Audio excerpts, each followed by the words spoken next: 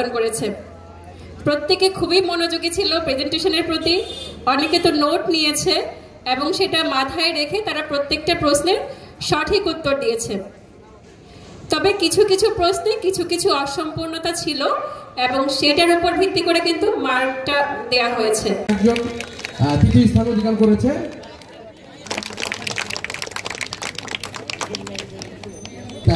বিজয়ী। খাবারের উপকার কি আমরা একটা টার্ম বলি যে বডিতে রেডি সোর্স অফ এনার্জি, মানে একটা ফুয়েল বলে আর কি, মানে এটা কিছুই করা লাগে না, এটা আপনার সোর্স। আপনাকে কার্বোহাইড্রেট লাগে না, অনেক সময় রেডি সোর্স অফ এনার্জি, বডির যত এনার্জি দরকার তার ম্যাক্সিমাম হচ্ছে কার্বোহাইড্রেট।